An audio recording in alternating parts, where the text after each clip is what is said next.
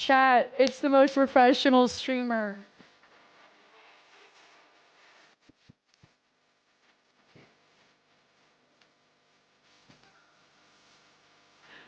Hey, okay. In 1080? In 1080? You guys are watching this in 1080. And look,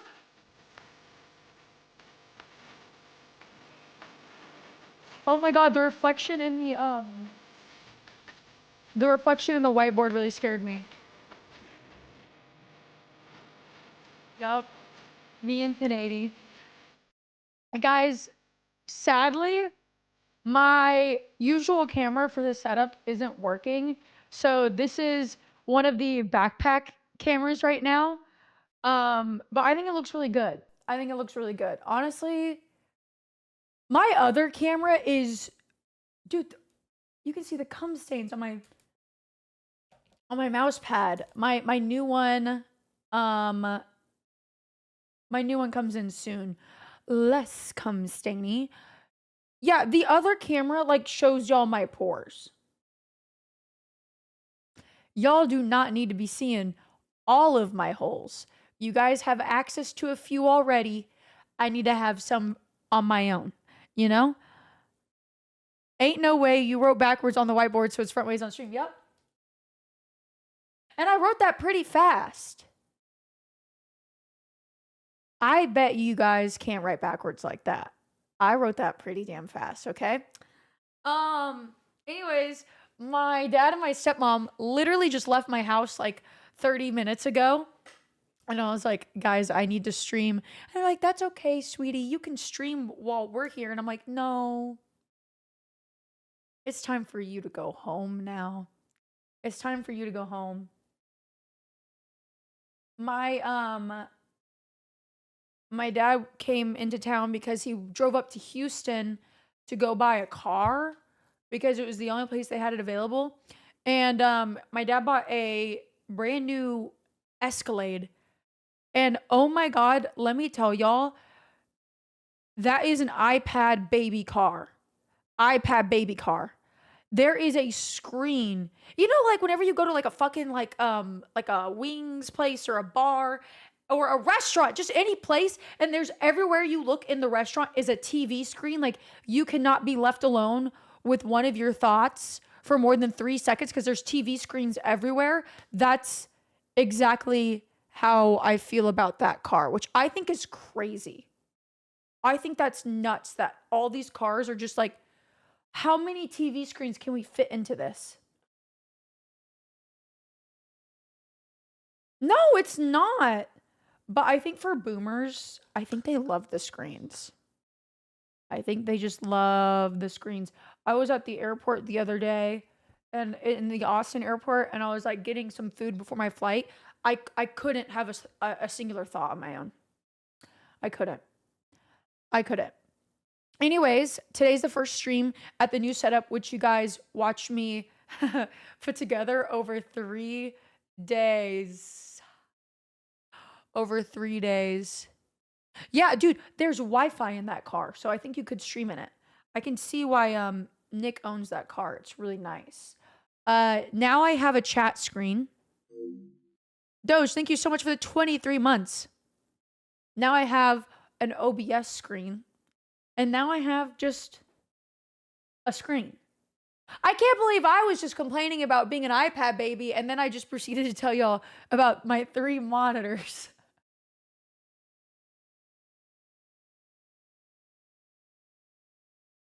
Guys, I almost just had a thought. And I think I need a 4th screen. Wish you the best in LA. I really appreciate that. I'm in Austin. I'm in Austin right now. I don't think I'm gonna go to LA this month. I don't know. I've just been traveling a lot, guys. I've been traveling a lot. This weekend I went to Las Vegas for Jessica Negri's birthday, which her birthday is officially today. So I'm gonna put a gun up to your head. Make sure to go comment or message her on Instagram, anything. Respond to her story, wish her happy birthday. We went to, yeah, It was Evo whenever I went to Vegas. And guys, I'm not kidding you. I had a very degenerate weekend and I can't wait to tell you about it. I really, really can't because I haven't been that much of a degenerate in a really long time. Like, this feels like college level stories. Like, and I've told y'all all my college stories, so I have nothing else to give. So I finally have something to talk about. Did you see that guy crash out? That guy that was like what was he upset about? Everybody thought I was in Vegas for Evo, but little do they know, I don't know anything about fighting games whatsoever. Besides, I liked Smash for a little bit. He lost a match. Got kicked out of winner's bracket. He lost out on $2.5 million.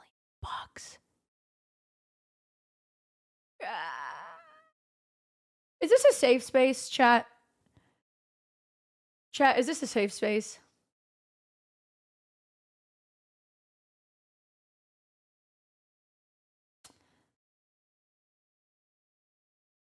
I would have reacted the same way. Oh, it was a bit? That's no fun. That's no fun. What the hell? No, I would have reacted the same way. I'm a really bad loser. I get really competitive. For you, it is. We as viewers are endangered of being harassed by the streamer. No. If anybody is in danger, it's me. I need to turn this around so it doesn't look like I have cum stains on my head. So clean. You're not as competitive as me. I get the joke. I see what you just did. Yeah, so I have been reading on Reddit a lot that like Vegas tourism is down. Oh my god, like, which I kind of understand. Economy's in the fucking dumps. Who wants to go to Vegas, you know? No, Vegas was fucking packed. It was so packed. We went there for the Backstreet Boys concert at the Sphere. Can't wait to talk about that. There was Evo going on.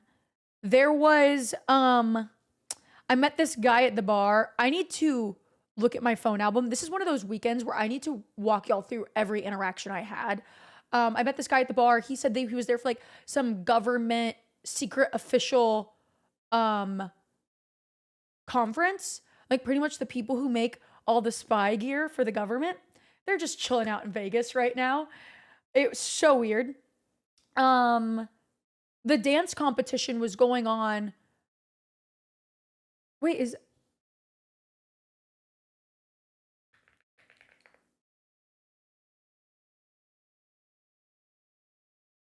know, it says DEF CON is next weekend. Maybe there's a secret DEF CON before that one. The largest hacking and security conference.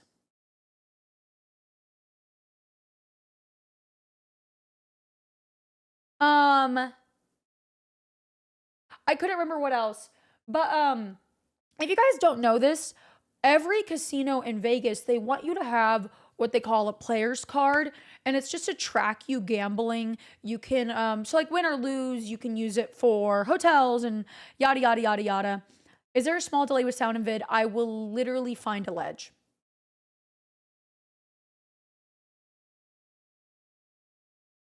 Anyways, I always thought player cards were so dumb. I was like, who the fuck? Like, I don't want a million different cards for casinos. But I learned the benefit of them is that every fucking hotel was saying sold out, sold out, sold out. Your asses were not sold out. I saw so many empty rooms, but they just say that shit. They just say that fucking shit. It's so annoying. When I lived in Vegas, every local knew that when DEF CON was in town, don't connect to any Wi-Fi. No, that's what. Okay, I'll get into it in a second. Anyways, the Sphere. Does anybody in chat not know what the Sphere is?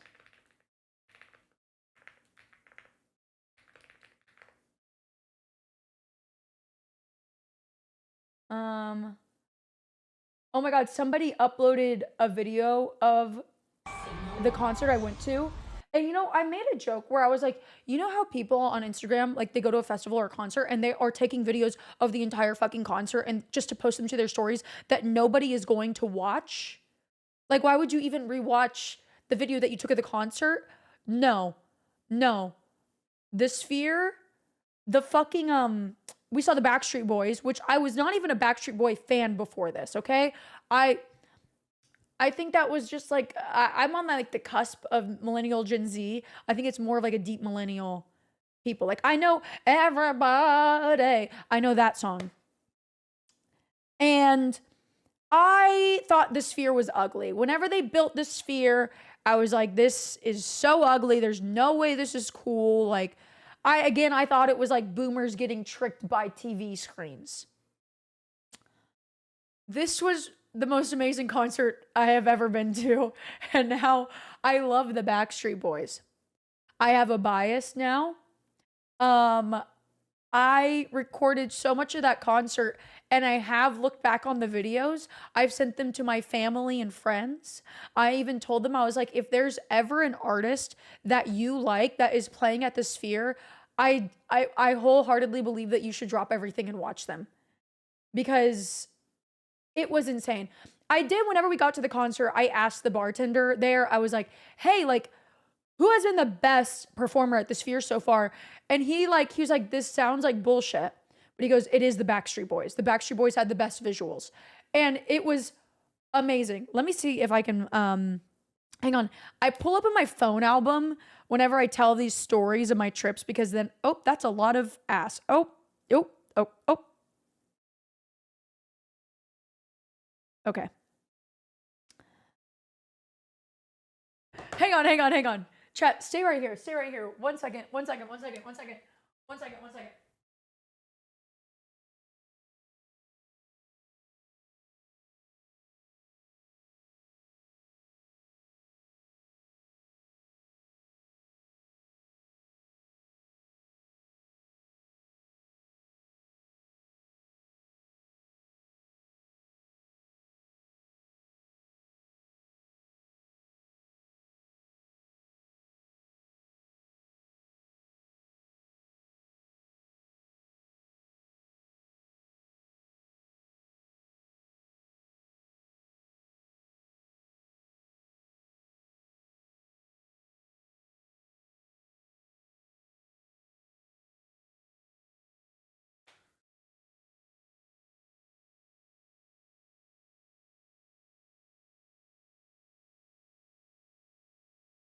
Okay. That was because the dogs were sitting there looking very cute and I had to get a picture of them really fast. I just ran. Anyways,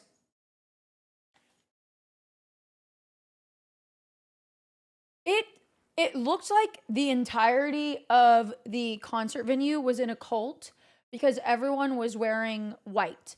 And it's because their album, The Millennium, it was the 25th anniversary of it, and that's why they decided to do these showings at the Sphere. And dude, I'm used to like what we see online these days is K-pop fans. Lots and lots and lots of K-pop fans. It was very interesting seeing an older age range of women fangirl the fuck out. I mean, these 40-year-old, 50-year-old women were flying out of their seats. They were spry, they were ready, and oh my god. Low-key, I may have been one of the younger people in the Sphere, and Jess was making fun of me because she's like, you are probably the youngest person in the Sphere right now, and I'm not young. Well, I'm not like young. I'm like young, but I'm not like young. Anyways, let me show you guys a picture. This was my outfit. I posted to Twitter.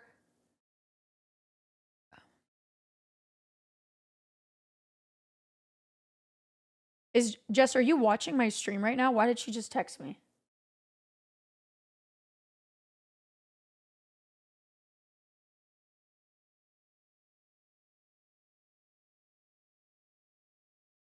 Fascinating. What's I doing? Oh. Do not disturb. Jess had mentioned like this trip was very impromptu. So she was like, oh, wear all white. And I just like looked in my closet and I literally booked the hotel the day before I left. So I just didn't have time to go buy things for this. And so this was just things I had in my closet. I looked sexy. I looked so sexy. I'm sorry. I haven't worn that dress in a while, but I had some white heels and a white purse, and that was all I had. But their outfits were really cool. Their outfits were really, really cool. Like, here's a picture of the guys. They were just all fucking like decked the hell out. That's Ryan. Ryan's right there. His birthday was yesterday. My friend Jono looked like he's texting like hella fucking hoes in the back of a limo. They couldn't, we were waiting for a taxi in the taxi line outside of the casino because I feel like it's a lot faster than an Uber, especially if you're just going up and down the strip. And this guy was like, hey, do you guys want an Escalade? Escalade, like $80. And all 7 of y'all can like get in this Escalade and I'll take you there right now. And I was like, $70. I was like, Jess, don't say no. I mean, don't say yes. Don't say yes. I was like, that's so expensive. And he's like, okay, 65. And I'm like, no, 65. That's fucking crazy. Then this guy walks up and he goes, hey guys, I got an all white limo right here for $120. And before I can even say no, Jess is like, fuck yes. And everybody starts running over to this fucking limo. We ran into the Wynn Encore, which is a casino that's right next to the Sphere. And we got some pictures outside the white limo. I don't have them in my phone, but it was really funny. The limo driver loved it. Then the Wynn gave us a massive like Hummer limo. This thing, it doesn't do it justice. Look, you can't even see the front of the fucking car. You could fit easily 30 people in this limo. Easily 30 people in this limo. It was bonkers. So we get to the Sphere. The Sphere is super realistic looking. It looks like you're in like a video game lobby. Really, really awesome. Like if I was on an edible, that shit would go crazy. But I don't know if you've guys seen that there have been videos of people circulating online of like taking acid or any type of drug before they go to the Sphere and they start having a really, really bad trip. And so then there's been like a bunch of videos of people inside the Sphere like bad tripping, like freaking the fuck out. And I agree with that. I do not think I would ever take an edible, acid, anything inside the Sphere. What I liked about the Backstreet Boys is how hard they leaned into the Y2K meme of the era, I guess. This was the specialty cocktail menu. I just thought it was funny that they just had the more you know. So that's you can't read it, it's backwards, but the Y2K Cosmo, the Hot Topic lemonade, the more you know, like meme. I was just like, okay, like they know what the hell they're doing. So I'm going to show y'all a video of the opening that somebody uploaded on YouTube, and it has over 1 million views. It's just somebody recording it on their phone. I don't think it will do it any justice. I just don't think there's any way to do this justice. Oh God, I gotta. What the hell? Okay, hang on. Oh God, this is all so messed up right now. Okay. So this is honestly pretty much where we were sitting at the Sphere. We were like kind of off to the left. But chat, if you haven't been here, I'm not kidding you. This screen wraps all the way around, goes back behind your head. It fills up every inch of your peripheral vision. I can't say that word. You know what the hell I'm talking about. Look at, I just want y'all to notice, because this is what me and Jess were looking at, is these fans that are moving right here, how the light is coming through, and it made the room look like it was foggy, but there was no fog. Who the fuck is making this? Is this, like, it's making me upset because I'm like, who is doing this level of special effects? I hope it's not digging yo butt, twin. What? Look at that. Contact with Millennium established. Initiating upload. Let me skip forward a little bit. I was shitting my pants like, look, this goes all the way up, way above your head. Lift the phone up.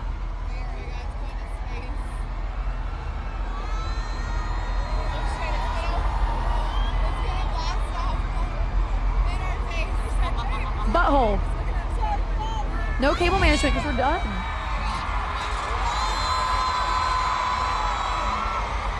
Wow, whoever is sitting here had a really good seat.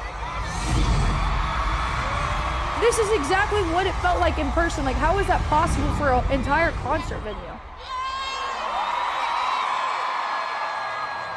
This was actually bonkers. Hang on, I took a picture of one part that I thought was funny. That's just my coochie.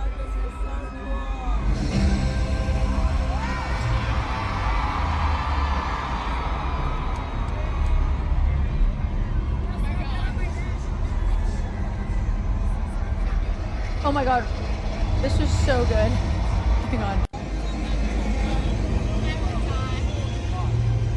No, it was so crazy, and I was sober at this point. Yeah, I was losing my shit here. I don't even know these guys' names. The one off to the right was my bias that night. I don't know his name, but that's my bias. Does anybody know who the guy on the right is?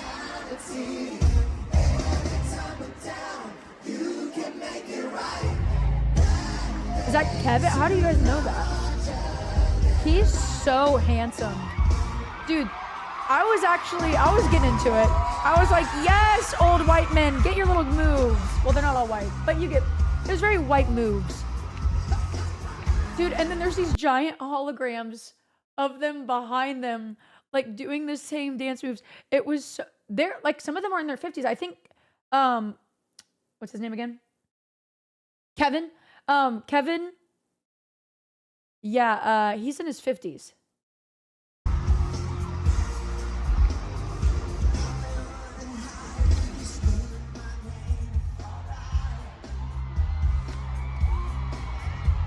It's like so corny, but it's so good.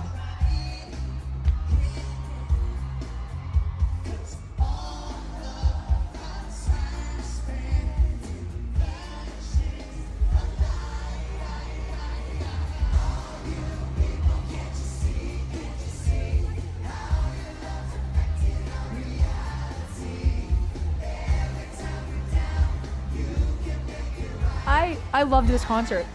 Chat. Hang on, wait. You know how people are like, a McDonald's Sprite could kill a Victorian child. Bro, they had like tuberculosis and polio. McDonald's Sprite is not doing shit. This one, the sphere, yeah, no, this is what will take it out. Yeah, this will take out that Victorian child. For sure. Yeah, the sound was good. A little too loud. I'm really forgetful about bringing earplugs. And then the second the concert starts, I'm like, fuck, I forgot my earplugs. Let me see. Yeah, because this is where I recorded, where I was like, oh my god, this.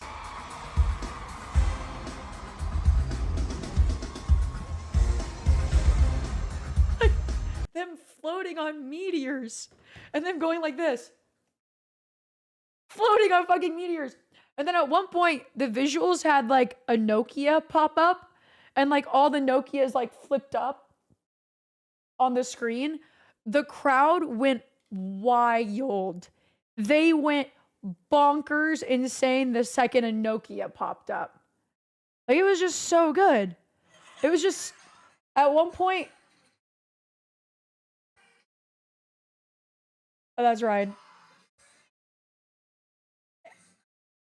This is the one time where I've ever just recorded a concert and I'm like, have you guys seen that video of the concert I recorded? First time in history. First time in history. Apparently, one member of NSYNC did go and watch the Sphere Backstreet Boys performance. So maybe there will be an opportunity. That night, we got back home or back to the hotel. We drank a little bit more. Oh my God. Wait.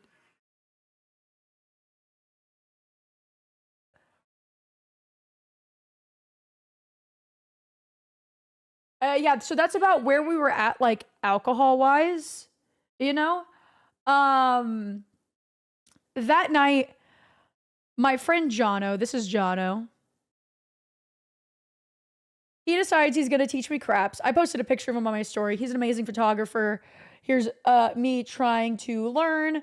I was drunk, and every time I try to learn craps, I'm always drunk, dude. I'm always drunk, and I never learn. I never learn. And like, what the fuck is a pass line? What the fuck is a pass line? Yeah, that drink, I realized I was too drunk, to be quite honest. Like, it was that drink specifically. So the theme of the weekend was that I get drunk and then my friends would take me back to my hotel room and I would turn my ass around and I would go back out to the casino on my own. So that night, the first night where I'm in this outfit, let me just, in case y'all forgot how ridiculously hot I looked, I was in this outfit and everybody was like going to bed. Here, wait, let me check the time that picture was taken at the craps table. That was at 2 a.m. So we were staying at the Bellagio, and next door is Caesar's Palace. And if you've ever been to Vegas as well, the casinos are not next to each other. They are not fucking next to each other. They use optical illusions to make those casinos look closer together, but they're never fucking close together. And I was wearing those cute little heels. There's a 2 in the AM, who knew? What does that mean? Thank you, Tig, for the 10 months, though. I really appreciate your sub. I worked hard for that sub by putting together this setup. I walked over to Caesar's Palace in heels at like 3 a.m. No. So, okay, I took this picture at 1:42 a.m. I was in the club at Caesar's Palace by myself by 2:39 a.m. Your belly button is showing? Well, now I'm going to hide it because your comment weirds me out.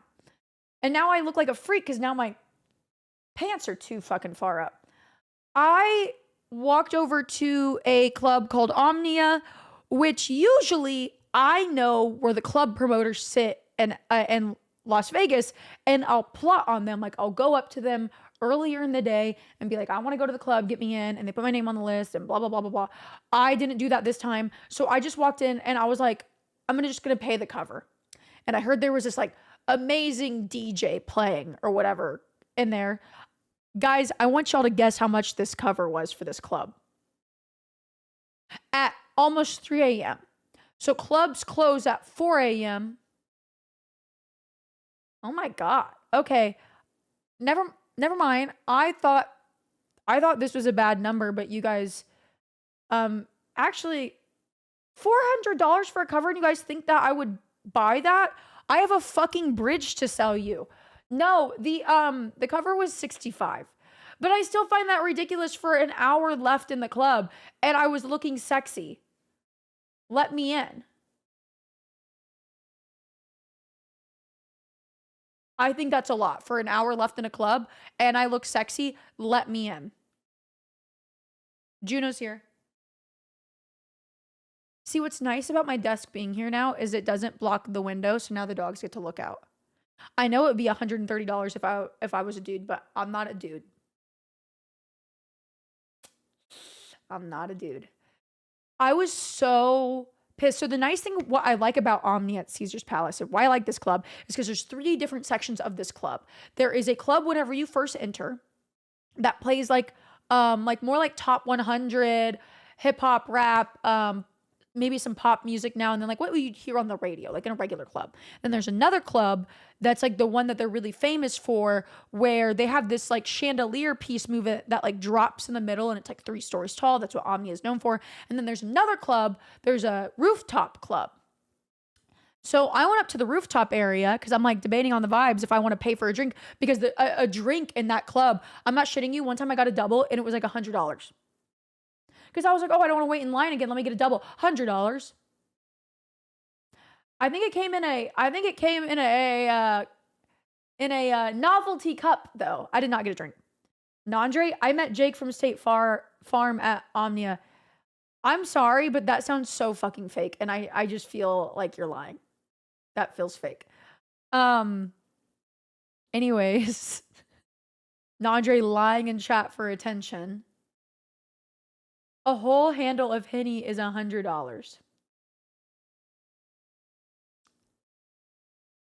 $100? Henny is not a handle.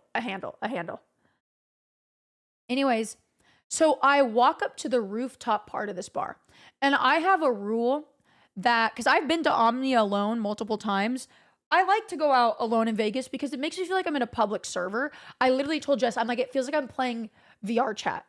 I love it. I love playing VR chat in real life.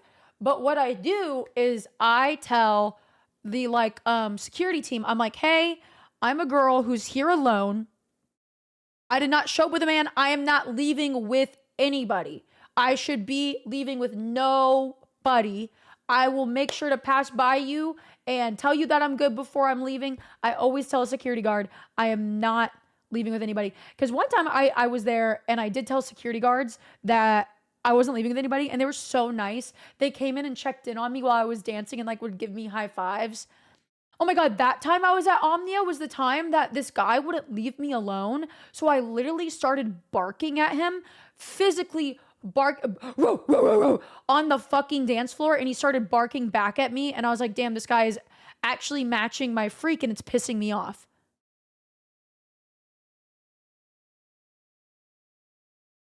Anyways, so I walk up to the top of the rooftop bar, go up to the security guard, tell him, and he goes, hey, like, just a heads up though, this area of the club is about to close.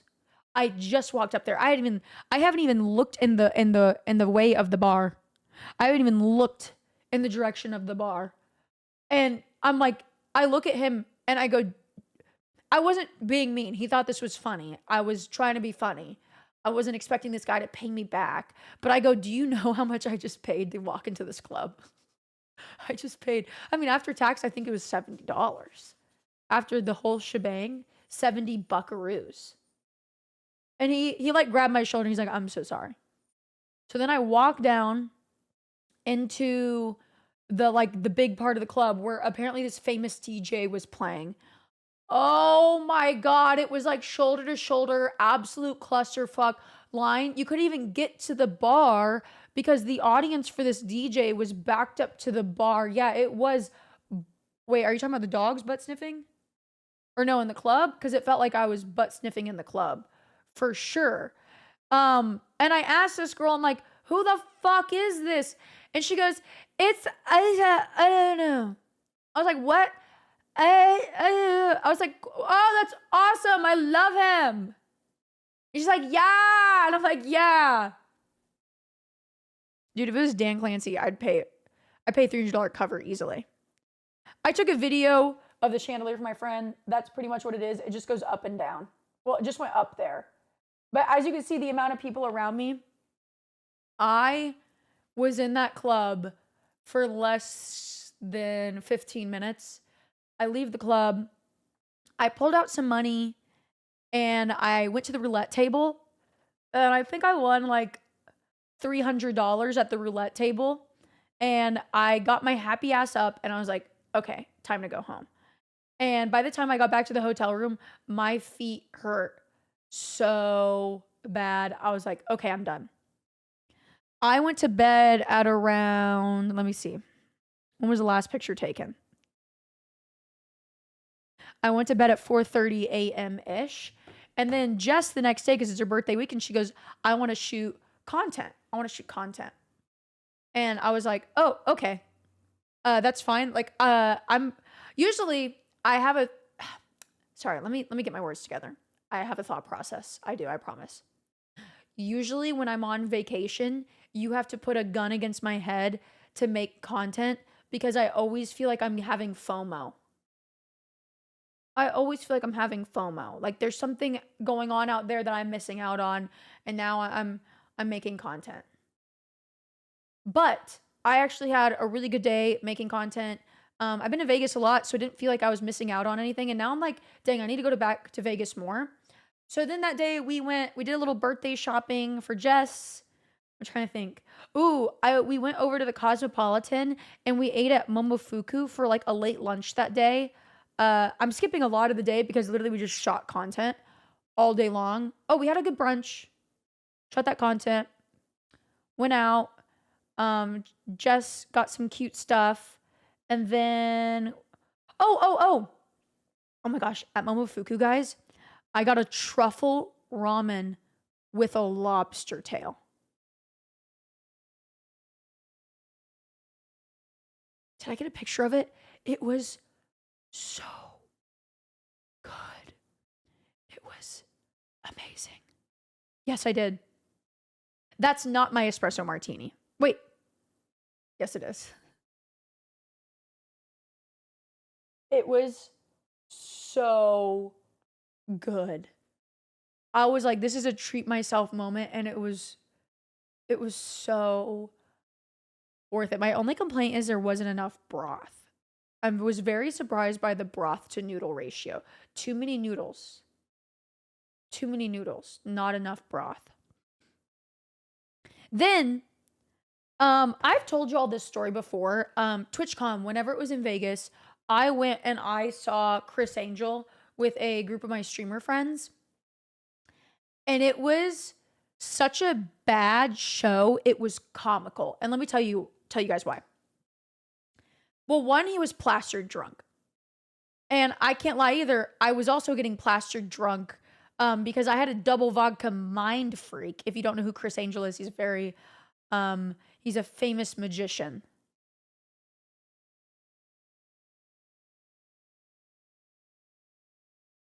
That's just a funny thing to say, a famous magician. So I had my double vodka mind freak, and this dude, one, it's hilarious because he's using pictures, and all the promo videos of him, guys, are from like 2008. 2008. So it's like he looks all youthful in these videos, and then he comes out on stage looking like he's cracked out of his fucking mind, drunk as hell, sweaty. He looked really sweaty. And I don't know if you guys know this, but whenever a company asks you to donate to their charity, they don't give a fuck about that charity. They want tax breaks. Not the entirety. I would say about 30% of this show was him spent begging the audience for money for his charity, which obviously the charity is amazing. It's for childhood cancer survivors. But the thing is, though, that he would stop the show and he would be like, so he just finished this magic trick. I don't know what the magic trick was, but he looks like an alcoholic. And he's like, childhood cancer affects 1 in 3 people, and you can change their lives. And then bam, dubstep, fireworks, girls acrobatics falling from the ceiling, and it's just like childhood cancer, like lights, like fire everywhere, and you're just like, what the fuck is going on? And he stopped the show multiple times to talk about this charity. So my friends at TwitchCon, we were dying laughing. And you know what's also funny is that, so another one of his big tricks, guys, his big magic trick is that he levitates. Oh my God, we gotta get a video of this. I think we looked up a video of it not too long ago on stream.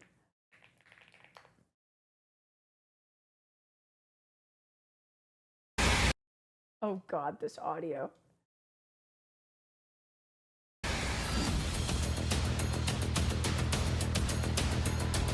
With over 1,100 demonstrations I have under my So this is the footage. I'm not kidding you. This is the footage that he is using for his show. He does not look like this. He does not look like this. belt, the number one thing I get asked to do is to levitate. There's no Nope. better place to do this Nobody is cheering like this for a fucking magician. demonstration than outside in front of people who have no idea what to expect. Gather around, you can go anywhere you want. So they have no idea what to expect, but they were just cheering for you. I want you to see it though 360 This degrees is a and wig. around. Everything fair. But you know what's funny is that in his promo, like at the beginning of the show, where it's like hyping up who Chris Angel is, this is the quality of the videos that they're using. This is the quality. All right.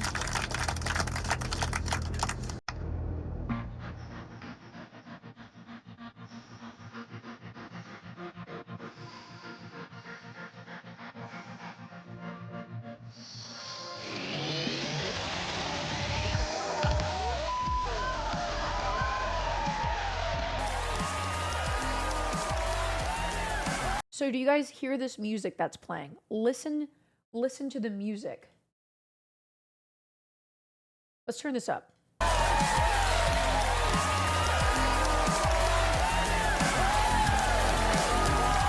Childhood cancer.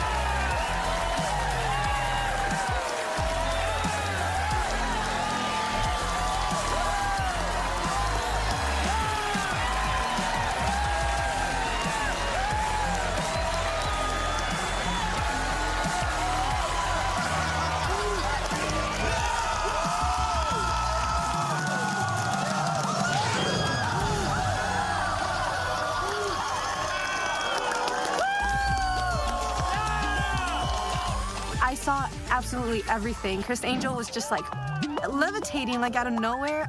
Can you say that again? But ma'am, can you say his full name whenever he just starts levitating? No, I lost my voice a little bit in Vegas. Anyways, it's hilarious because obviously his show has a stage. And for some reason, Chris Angel can only levitate on stage. Very, very strange. I haven't figured that one out yet. Why can Chris Angel only levitate on stage? Why is it blurry next to his feet? You thought you were gonna get free fucking Chris Angel feet, you freak? Why do you want his feet unblurred? Flacco _ OC. Put him on a list. Put him on a list. So, for me, this was sad that Chris Angel changed his entire show. He was like, hey guys, we've redone it. It needed to be redone. Don't get me wrong. It needed it. And I will say, oh man, you know what I was bummed about that night?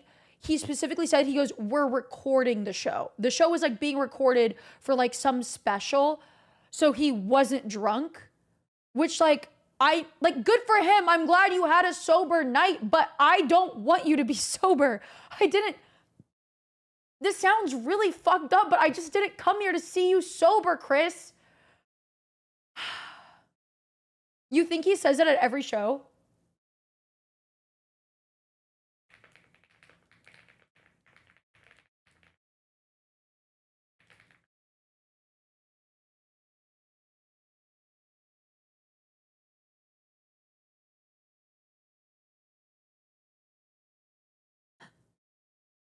One year ago, if you were thinking about the Chris Angel show, don't.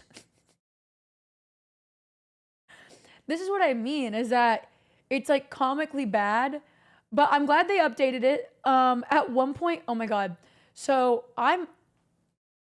check your phone.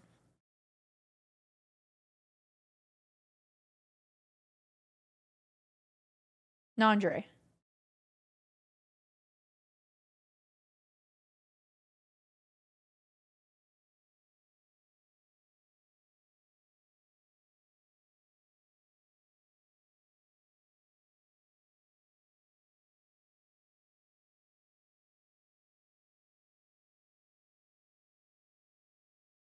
Jake from State Farm is black?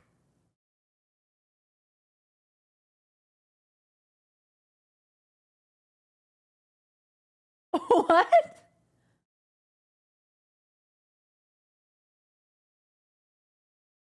Oh my god, that's the khakis guy! No! Who's the... Who is this?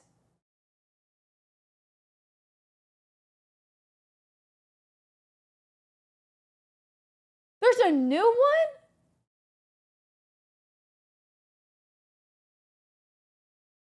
His username is literally Jake from State Farm.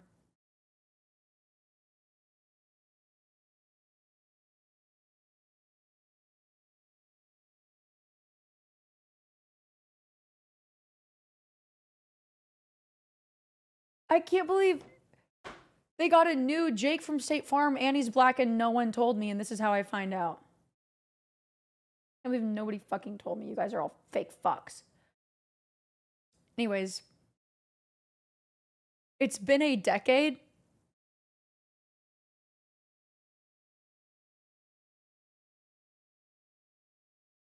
I'm sorry I don't sit around and watch ads like you freaks. Have you had cable in 10 years? Because if not, I actually understand. I have, no. Oh, you know what? And I moved out of my parents' house whenever I was 18. I'm 29 now, and nobody in college is paying for cable. And I don't sit down and go, oh boy, my ads before my YouTube video. Oh boy. Anyways, fascinating. I guess I gotta go watch these. I guess I gotta go keep up with these commercials. I literally, Nandre, I was looking at that picture and I was going through your photo dump on Instagram being like, where's Jake from State Farm? Anyways, at one point of the show, I'm a sucker for movie theater popcorn. I know, I'm so crazy. I'm crazy. Like, a white girl who likes movie theater popcorn? Anyways, I had the Criss Angel popcorn. Somebody freaked their mind in my popcorn and it was really good. And I was enjoying this popcorn. At one point, they bring down these massive fans. These massive industrial fans. I mean, like 6 of them. And I'm not shitting you. They start blowing trash into the crowd. Heaps of trash. Of like newspaper shavings. Everything just starts flying into the crowd. But you know, it's not like chat. This isn't fun confetti falling from the ceiling and you're going, hee hee, oh my gosh. Fun confetti falling. No, it's hitting you in the face at high velocities.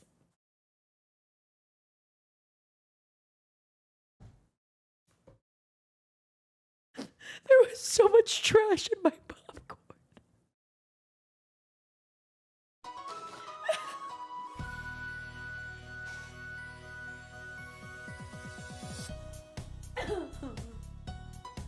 Seer, thank you. Hang on.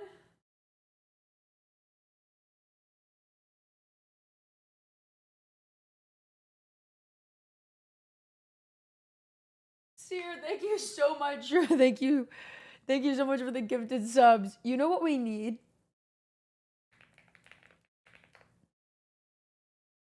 We need, I can't be telling you these stories about Criss Angel without dubstep in the background. So whenever I kept on trying to eat my popcorn, there was just trash. We were spitting out large pieces of trash through the entire show. And then at one point, so I'm sitting there, chat, and I'm waiting for the childhood cancer speech. I'm like, I've told Jess, I've hyped up this childhood cancer speech so much. He's not saying a word loud. That's exactly how I felt at the Criss Angel concert. Practically it was a concert. You know what's funny though? At some points, he would just be like, and the crowd would just go, yeah! Yeah! Yeah! Like literally just him doing that, and then all of a sudden there'd be like performers coming out of nowhere doing this. I'm not shitting you.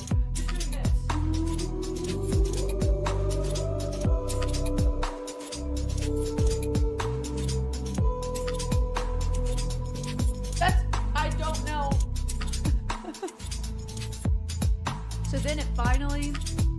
finally starts happening.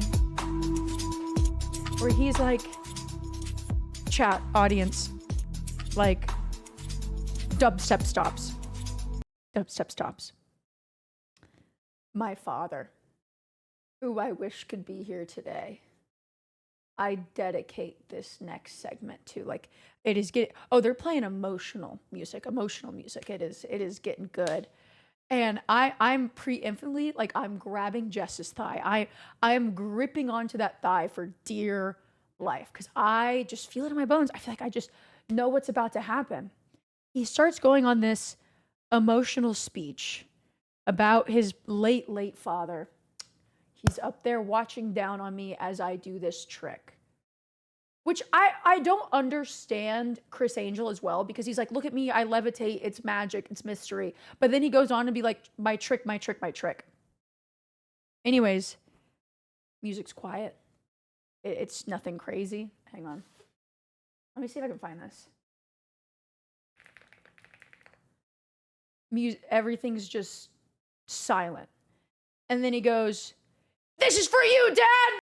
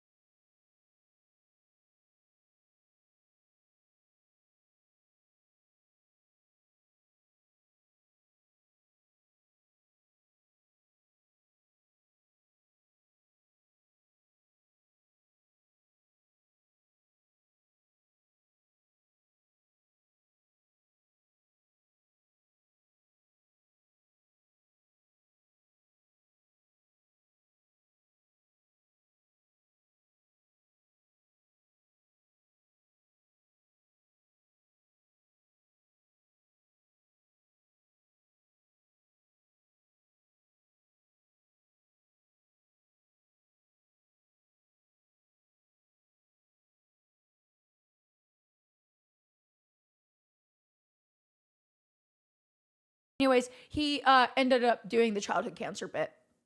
Long story short.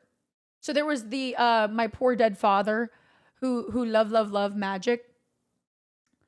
No, see, for me as a white woman, YN means your name. A your name moment is like those girls who are like in the crowd reading a book. Oh, you want the first song again? Let me just skip. So you know what, chat? I should have brought a book. I should have brought a freaking book, and I should have read it. And so this is our second night in Vegas, by the way, and my flight leaves at. My flight left at 7 a.m. Like, the plane took off, so I boarded around like 6:30. You know. Let me see. Okay, I see where I'm at. Here's a picture I took of Jono with our popcorn that proceeded to get trash in it. Criss Angel does not look like that picture. He has not updated his visuals in a very, very long time. We need to help him out. So if you guys are in Vegas, please go see Criss Angel. I definitely suggest it. Maybe just skip the Sphere in general. Just skip the Sphere. So at this point, oh my God, where did we go? How did we get back? Oh, we just crossed the street. So we were at Planet Hollywood, and then we just crossed the street over to the Cosmo, because I really like the Cosmo. It's a younger crowd. It's a younger crowd, and you get messy. And we were over in the Cosmo for a minute, and we're like, fuck, we're hungry. This was probably the highlight of my night. We go to the motherfucking Taco Bell Cantina. Hang on, my lash. Lash is good. The Taco Bell Cantina serves alcohol. They fucking serve alcohol. You can get an alcoholic Baja Blast. Can I be honest with y'all? Is that whenever I first started streaming on Twitch, I used to be obsessed with Taco Bell. One time somebody donated me $60, so I would eat 60 cheesy roll-ups on stream. And I did do that. I ate 60 cheese roll-ups on stream. And you know what's funny? What's even worse, actually, is that I did that in front of like 20 people. I did that in front of like 20 people, just for the fucking love of the game. You know, just for the love of the game. When was that? I think 2018. I used to love Taco Bell. I was Taco Bell #1 fan. Taco Bell has not been hitting recently. Oh my God, let me find these pictures before I even start on this story.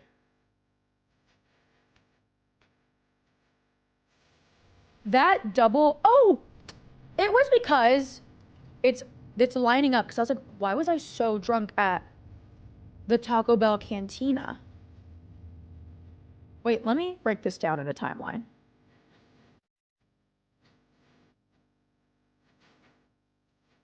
Oh, it's because we went gambling first.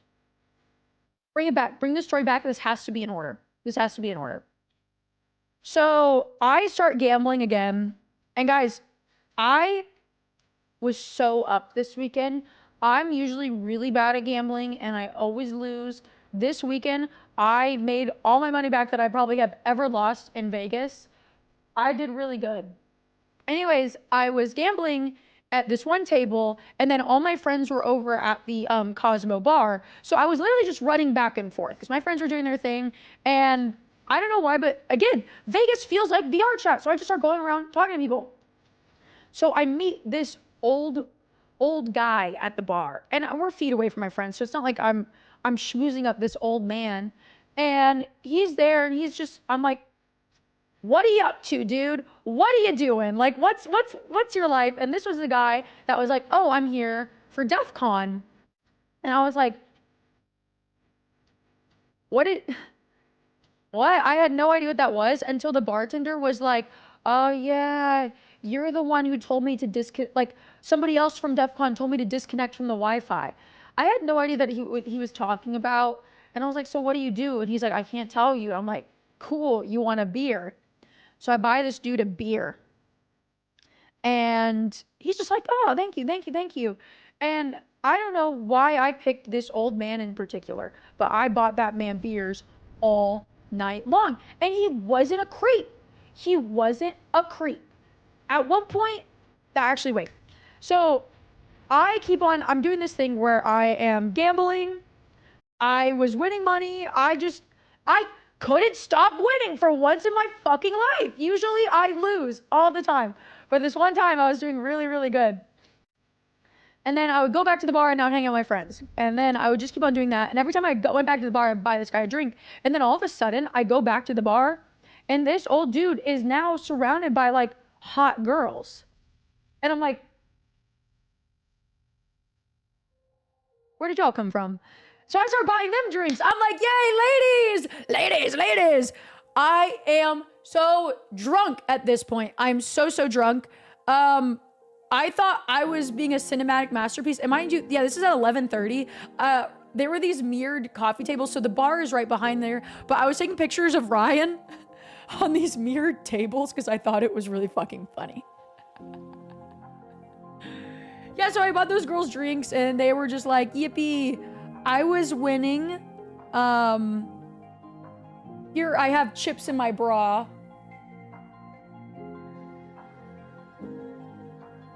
Then I went back and I kept on gambling. And, you know, actually, there's only been 2 times I've won in Vegas. And it's always been when I've been so fucked up that I don't realize, like, how much I'm up. And I'm like, whatever. And I think it was Jess who grabbed me and she was like, you need to like leave the table now. You're done. You're good. Leave the table. So I was like, okay, sick. And I go back over to the bartender and the bartender's like, hey, do you not have a player's card? And I'm like, no. And he's like, you need to get a fucking player's card, you fucking idiot. So this ended up being like a whole thing where these people were like dragging me around to these different tables and yada yada. And then this guy was like, hey, you've been gambling here for a while. Do you want a drink? And I'm like, oh yeah, like I'll have a drink. Like I was like tired of spending money on drinks and we were fucked up. And I was like, oh, I'm just gonna buy shots for all my friends. They gave it to us for free. That's where I was like, I felt like a baller. They gave us like 7 Grey Goose shots for free. And I was like, hacked, scammed. Scammed. Got your asses. I'm so good at this. Scammed. I was way too drunk. Then I went to go cash out. And this is where all the alcohol starts hitting at once, you know? And this is where like everything is just hitting me in the fucking dick. And the cashier goes, "What's your social security number?" How am I supposed to know that? How am I supposed to know that in this time? I was so fucked up. I called my mom. It was 3 a.m. her time. And I'm like, "Mom, get up.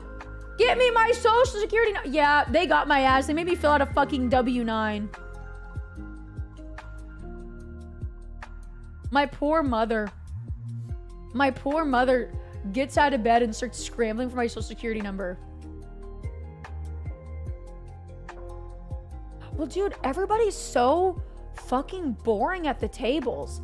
Like, cheer for other people. Ask them what they're up to. Like, Jesus, I find gambling at tables with other people so much fun because you get to chat. You get to chat.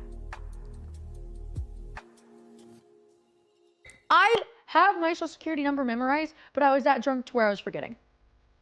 So then, guys, this is my favorite part of the night.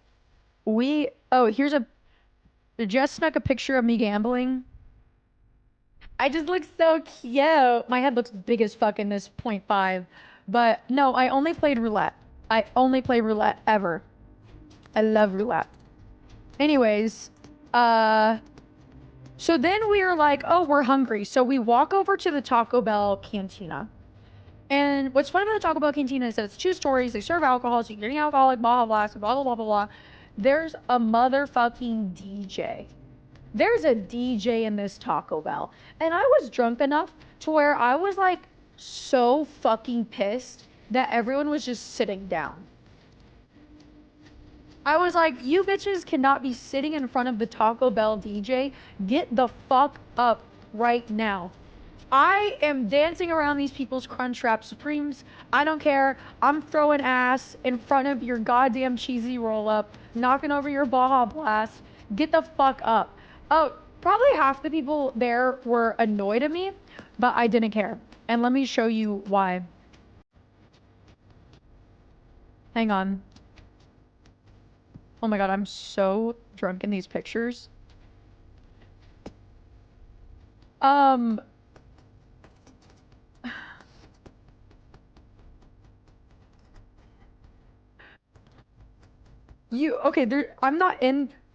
on the other side of this picture. I'll show you in a second.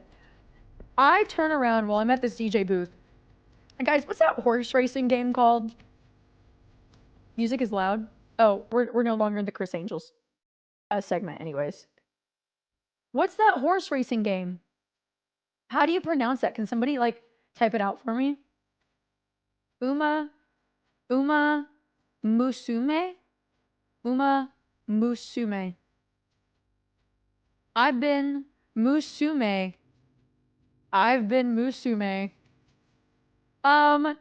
There were a bunch of grown-ass men in horse racing costumes at the Taco Bell cantina.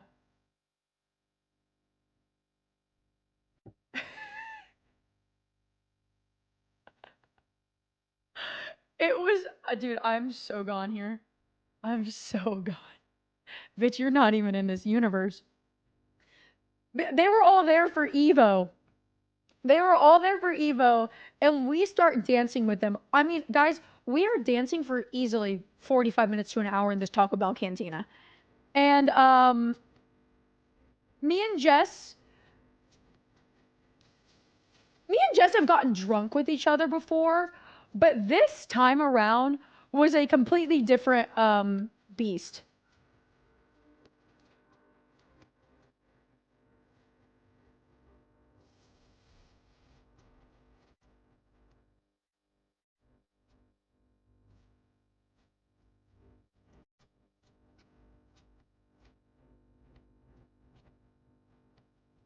Oh my god.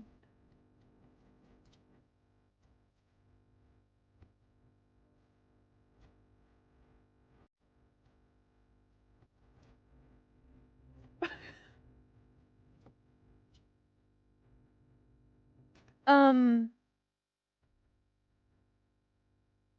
probably the worst I've ever been in a long time. But I didn't get sick though. I was making so many friends at this Taco Bell cantina that this dude was taking selfies with me and he was acting like I was acting like it was the last time I was ever gonna see these people. Well, it is, but like a lover leaving for war. By the way, what's behind us at the Taco Bell chapel. And I gave them all my phone number. I never texted them back. I woke up the next morning. Well, no, I didn't wake up the next morning. That never happened, chat. I never woke up the next morning because I never went to bed. I never went to fucking bed. So then here's me and Jess at 2 a.m.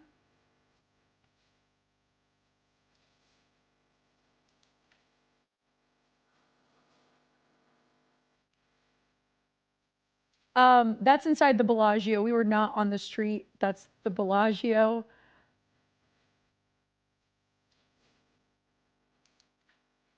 It was like pure degeneracy. And I felt really bad because I was like at that chaotic drunk level, which is I feel like very rare to get out of me, like pure chaotic. I just wasn't giving a fuck because again, Vegas feels like VR chat. It feels like VR chat. So all my friends are like, okay, Peach, you're really drunk. Let's get you back to your room because it's 2 a.m. and your flight leaves at 7. Great idea. Great idea. Oh my God, there's this video. Hang on, I'm going through. I was just doing all this stupid shit for the pure love of the game. Oh my God, Jess is now informing me that Pitbull is playing at the Sphere. Dude, what are these videos?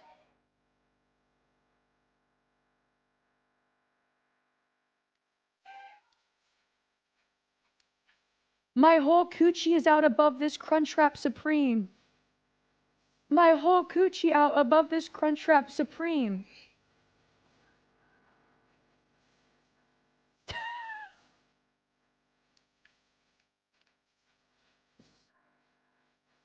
Wow. Peach leaving her room late at night to continue gambling after everyone's gone to bed. Again. Hang on, I'm trying to find. No. Wait, oh no, somebody posted a video of my, oh my God, my coochie's out above that Crunchwrap Supreme. Oh my God, somebody posted a video of the other side.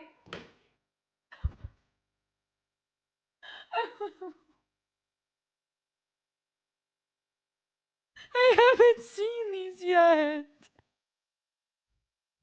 I haven't seen these yet. This is so bad. I can't even show y'all anymore. Oh my God, my friends look so stressed out next to me and Jess.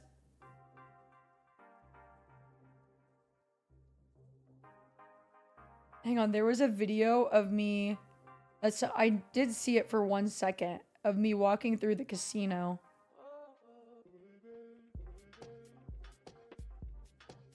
Oh, here it is. Where I was just in a jolly good mood and I was just finger gunning everybody. I was going like, watch this, and then I do a sick little trick. Wait for it. Wait, I can't zoom in. I was just like, look at this. Damn. Bam.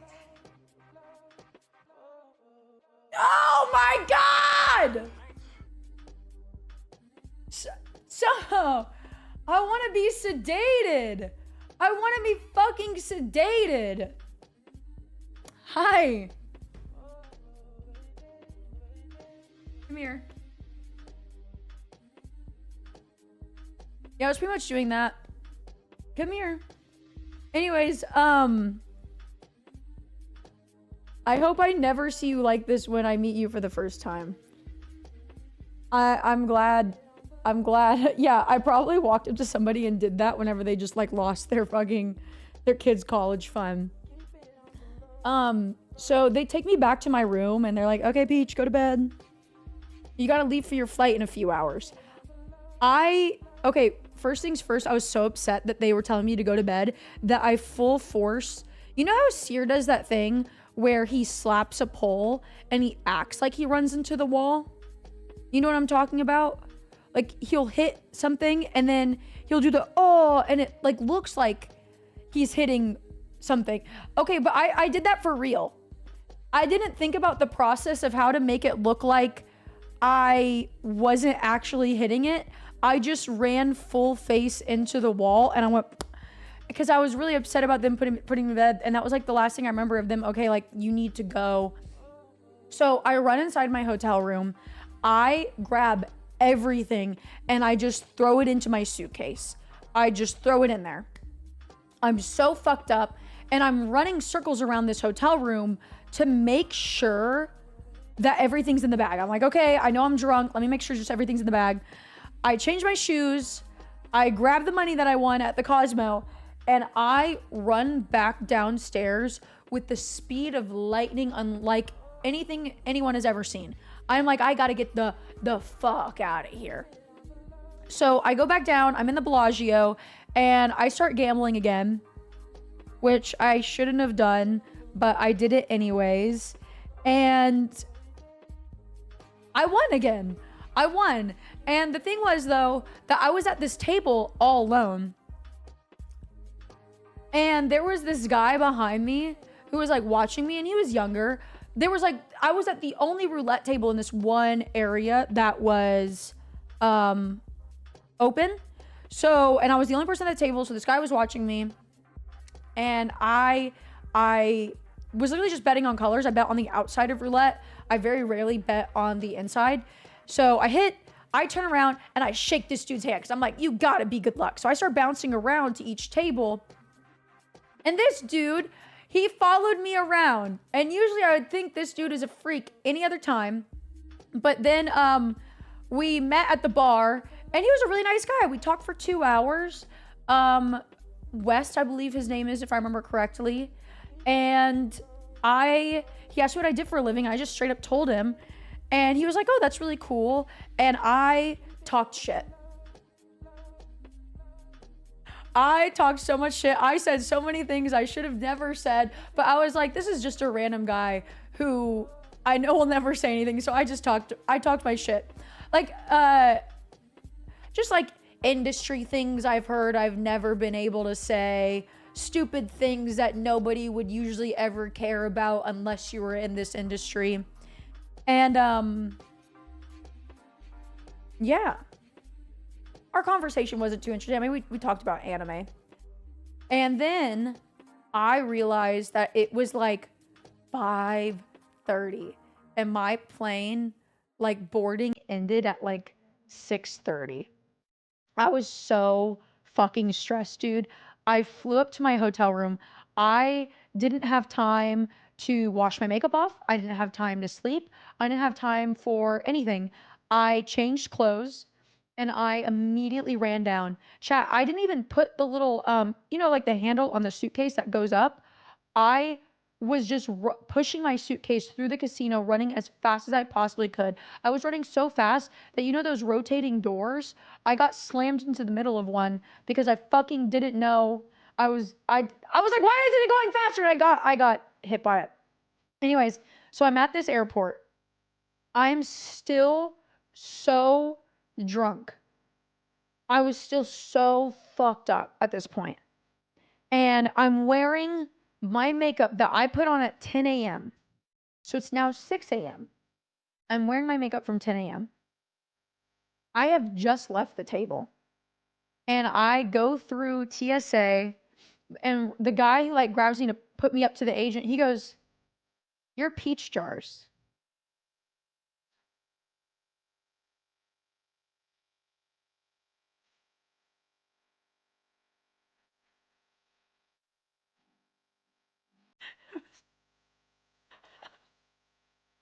I was so gone. I was so gone, bro. I was so fucked up. I was so gone. I was so crusty. There's no way I didn't smell. There's no way I didn't smell. And he goes, "Oh man, you look really good for the airport." I don't say a word. I look at this man like this, and I look down at my outfit. And I look back at him, and he goes, "It's like airport chic." And I'm like, there's no way you couldn't smell the alcohol radiating off my breath. So I was like, I feel so bad because I was like at 2% energy. 2% energy. And I was like, "Hey, dude, nice to meet you." I walk through. I'm like mortified. I'm mortified. Dude was shooting his shot. I think guys can give girls compliments and it be normal. So I walk through TSA and I'm like waiting for my bag to go through the little scanner. TSA agent walks up to me. "Are you peach jars?"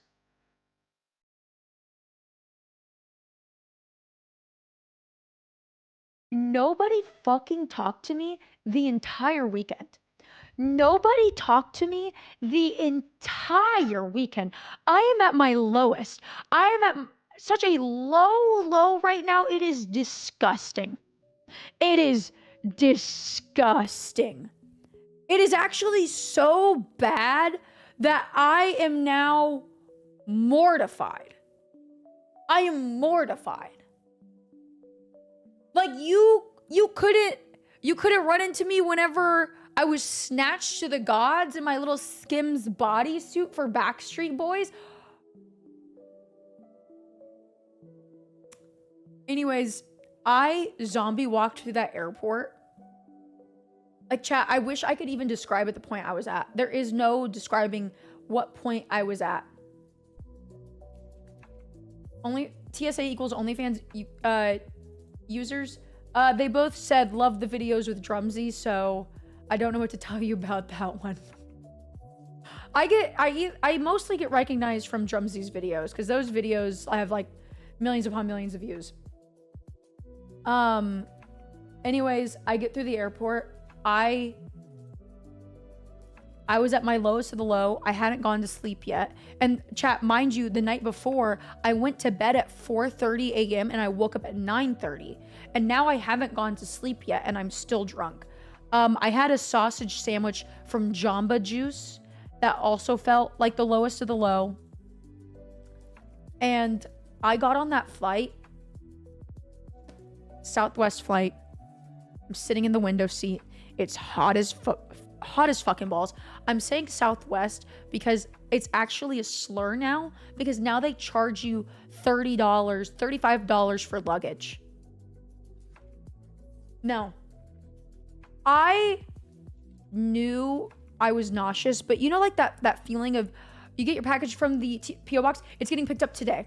I literally swear on everything, it's literally getting picked up today. You know that point of like nausea where you feel really nauseous, but you know you're not going to throw up. No matter what, in that moment, you are not throwing up.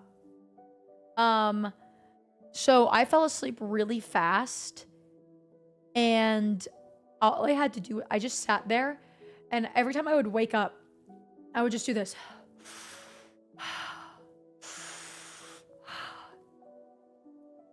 The level of sleep deprivation, the level of hangover I had, the raw alcohol still sloshing in my stomach with a Jamba Juice sausage sandwich on top, and the heat, and then the feeling of makeup sitting on your face for almost 24 hours.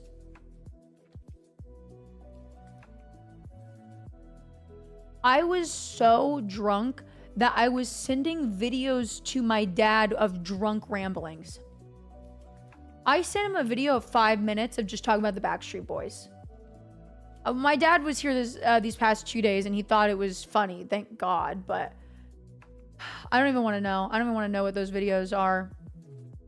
I got off the plane and I was just still so bad that I was like, I gotta throw up. Because now, with the time difference, I landed at like 12. I was like, I gotta throw up. I went to go throw up in the airport bathroom, and by the time I got into the restroom stall, I was like, Peach Jars, you're better than this. Don't do this.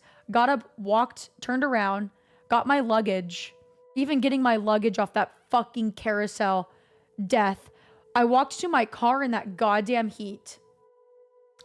And I was just sitting there, driving back home, and it felt like such like a desperate hangover that I needed something to distract myself from this like drive that I was about to make. I just started calling as many people as I could on my phone. I called Will, he didn't pick up. I called Austin, he didn't pick up. Called Rune, she picked up.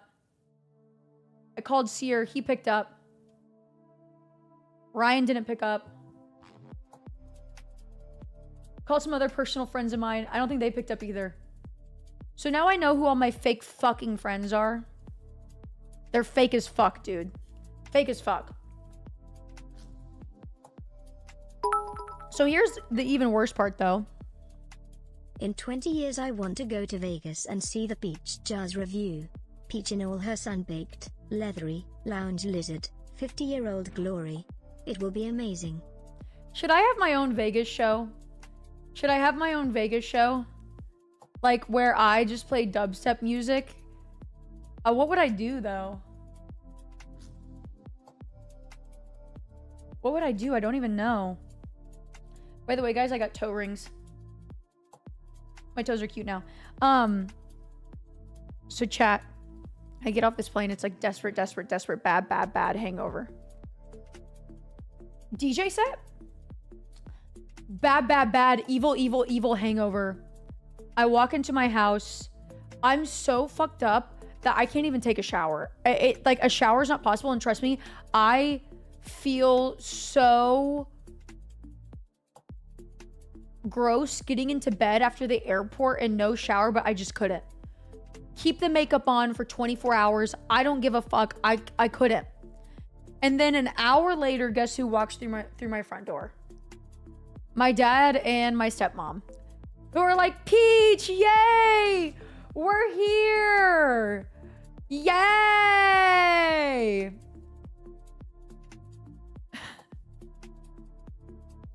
What would you do if you were not a streamer? So many tattoos. I graduated in accounting. I would be an accountant.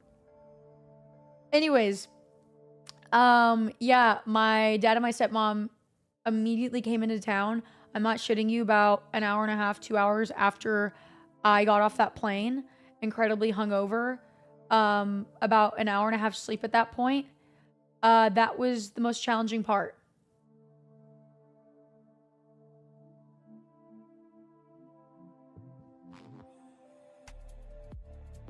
Had a great time with my parents the last 2 days, though. Had a great time with my parents. My stepmom and my dad. You were alone in Vegas? No, I was with friends. It's just at night. At night, if I do not have a child leash on, I run out in Vegas. I run onto the casino floor as fast as possible. I think it's fun. I think it's like if you're all dressed up and like looking good, you might as well go back out onto the casino floor. I'm usually not that type of person to like run away from the group, but it's Vegas. You literally just click one button on the elevator and suddenly, what's the wildest drugs you ever tried in your teen phase? Nothing. I used to tell on people for having lighters. Oh, I smoked weed one time whenever I was a teenager. I didn't know how to inhale though. So I just thought being around weed, like one little hit, was gonna get me high. Will and Morg Pie. Hi guys. Narc.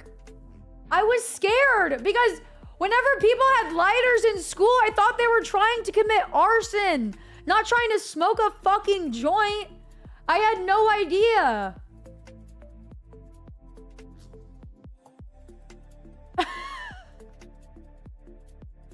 I was like, oh my god, today's the day the school burns down. Today's the fucking day the school burns down. Sup, nerds? Thank you for the 12 months. Thank you, Irish. I appreciate it. You dropped acid during school and high school?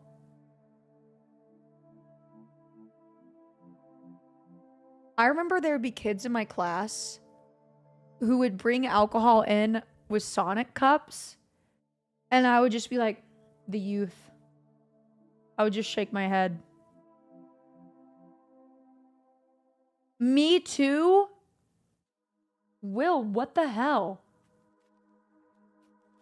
I didn't get crazy until college, but my version of crazy is just drinking. Peach on acid stream when? I started smoking a little bit of weed that I bought off of Yik Yak in my second year of college, but again, I didn't know how to inhale. Wait, there's probably, Ryan sent me a picture of us smoking weed in my dorm room in college. Let me see if I can find it.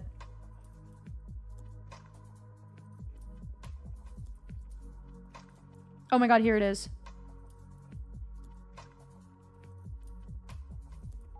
I thought I was so cool, dude. Thought I was so fucking cool.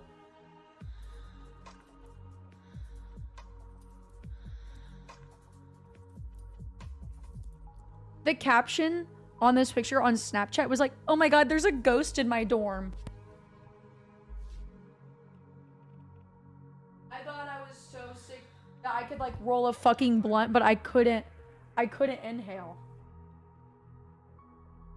That's me and Ryan on 420 in my dorm with weed that I bought on Yik Yak. And you know what's funny is that the weed that I bought off of Yik Yak, it was the most drug deal to ever be dealt.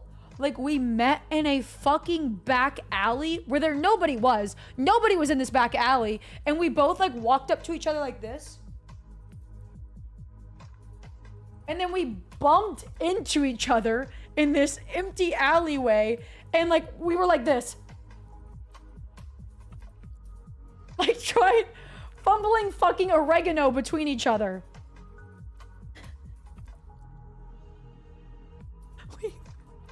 No, we bumped, chap. We bumped into each other. Like, we put our shoulders to shoulders to, like, secretly pass the weed that nobody would have seen anyways because we're alone in an alleyway. Did I mention that we were alone? There was nobody there to see it.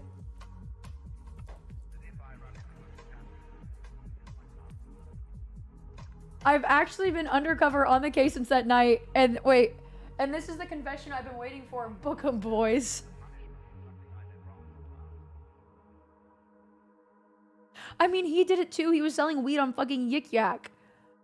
He was selling weed on Yik Yak. I'm trying to think anything else crazy I've done. Oh my god, one night, chat. So I've told you about that guy that, like, I had a restraining order against. And this was before I got the restraining order because he wouldn't stop fucking with me after we broke up. And I wasn't really big into drinking until, I would say, later on in my freshman year of high school, because my friends got me, like, a fake ID, or I can't remember. They knew the bouncer of this one bar wouldn't ID us. So we would go into this bar. This was so fucking funny. Oh my god, my friend Kelsey, I haven't seen her in years. I need to hit her up.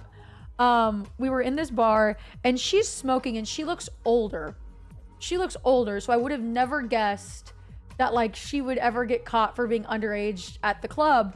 And this security guard walks up to her. We're all next to her and they point at my friend Kelsey and they go, "What year were you born?" No, hi, hello, how are you? What year are you born? She turns around with this pure confidence. Like, she is locked the fuck in. She knows exactly what she's gonna say. And she goes, 1962. We all got kicked out. We all got dragged the fuck out of there. I've never been dragged out of a club so fast in my life, actually. It was insane. We got kicked out so fast. And it was so funny because one of my friends was, like, sitting across from us. So, like, she wasn't in the lineup. They didn't even think that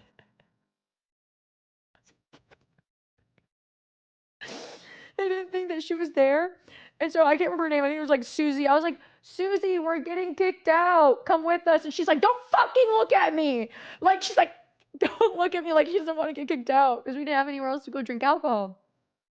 Anyways, so fun beach lore. My parents were, this is relevant to the story. My parents were separating at this time. So my childhood home, they were like moving everything out and like divvying up the things. And my mom was out of town during spring break. So we get kicked out of this club. And like the next day, I'm like, okay, we don't have anything else to do. Let's go over to my childhood home and let's go grab like some alcohol and we can like throw a little party over there. Oh my God, guys, this is actually gonna be a little mini story time again because this was my freshman year of college, first spring break, my freshman year of college. And I grew up on Padre Island, which a lot of the colleges throughout Texas would come down to North Padre and South Padre for spring break. So like I lived in prime spring break area. So I'm like, oh my God, my mom is out of town.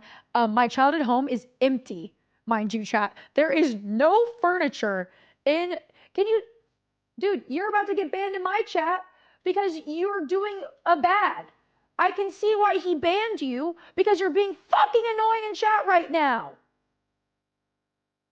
Stay banned in Will's chat. Anyways, there's no furniture in this fucking house. Like, who does that? Hey guys, come over to my parents' house. There's no furniture, by the way, but the vibes are fucking lit. And mind you, my popularity level at this point was so it was Ryan, my roommate friend that I've told y'all stories about, the lesbian one that cheated on her girlfriend.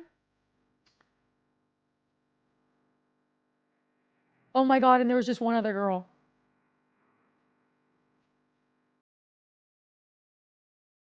Oh my God, only 3 people showed up to. I forgot about that. I invited boys over, but they didn't come. I tried. Anyways, this girl that was at my house. So I'm like, okay, last night was bad. Like, come on, second night of spring break. We got this, guys. Like, let's get the vibes up. So I get like a folding table because that's all we could get in the house. And we start playing beer pong. And mind you, I was just drinking at this point. I was scared of hard drugs, not even like barely even weed. This is before I even started, before that weed picture that I just showed y'all. This is before that. So this girl that invited, oh my God, what's her name? What was her name? Oh my God, I remember what her name was. Let's call her Polly. Polly was like acting really weird. And you know, I don't know if you guys ever had this in high school, but everyone, no, there's no way that this didn't not happen to y'all. That a lot of people that you knew in high school were closeted, but then whenever they graduated high school, they started feeling their sexuality a bit more. Anyway, so Polly was definitely feeling her sexuality a lot more after high school, and she was definitely feeling herself inside of my childhood home. Because I'll never forget, there was this one clip of me on Snapchat of like me playing beer pong. Like I'm throwing it. I take beer pong very seriously. I love beer pong. And Polly's like this on the table next to me. I'm literally doing this, and Polly's doing this, and I'm just standing there, and she's like licking my shoulder and shit like that. And she knew my other House friend full of was icons gay. for you. So At she's like Mordecai here. hitting on me, hitting on my friend, hitting on my friend, hitting on me. And she is just being a fucking freak. Do I to reply? Thank you so much for the prime. I appreciate it. 3 months. Thank you, thank you, thank you. And so at one point, we all go out and we start swimming. And this girl is so beyond fucked up that she can't keep her head above water. So, and mind you, I barely know this girl. I did not hang out with her in high school. Oh my God. One time I did tell y'all a story about her. Was that one of my very few interactions with her in high school was that she ran up to me in the hallway in front of some of my friends and goes, Peach, I heard that you're a virgin. Is that true? And I was like, yes. She goes, wow, weird. And then like ran away. That was like one of my very few interactions with her.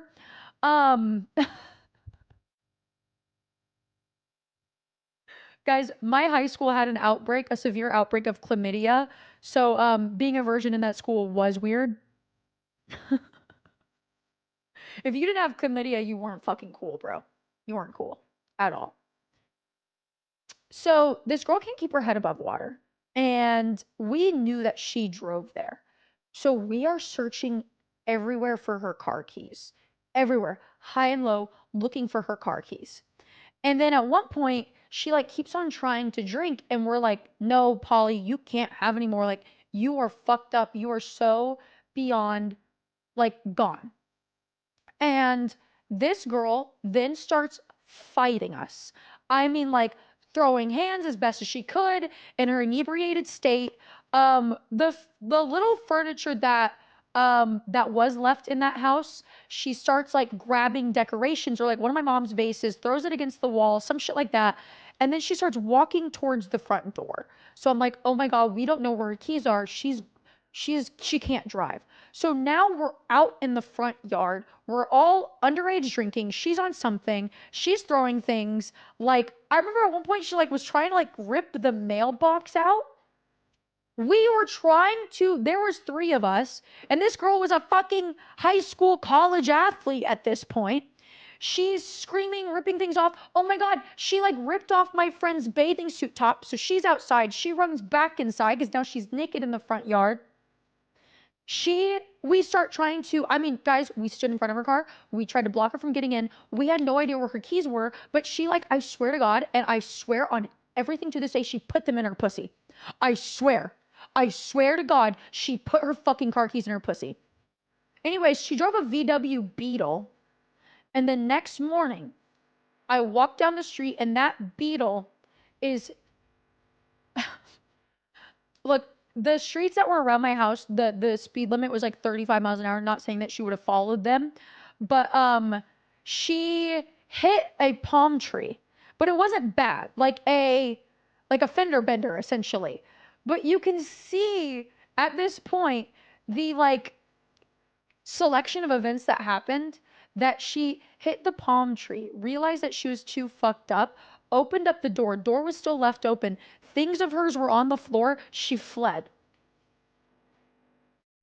In a residential neighborhood, she fled. There were no other cars. Nobody found her car until the next morning.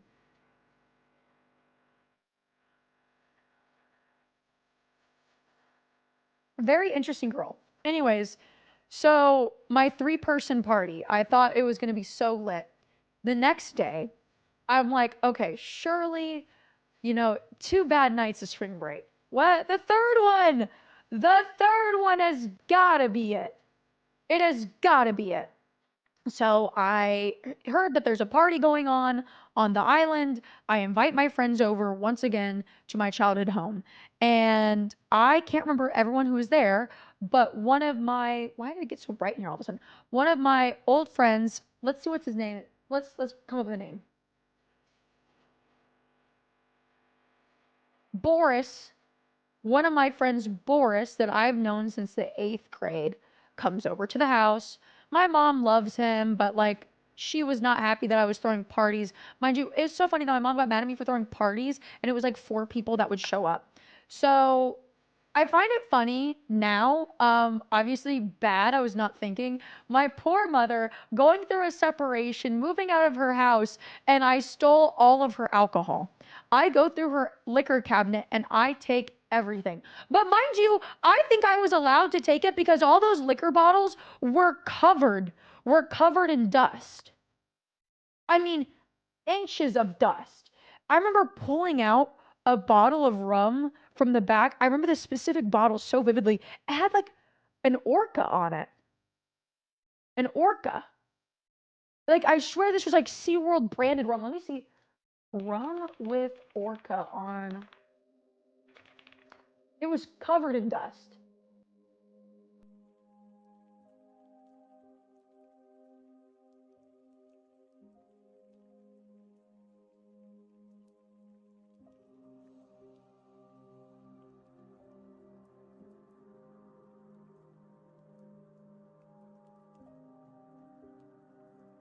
I thought because it had an orca on it, it had to have been like really cheap. It's $130.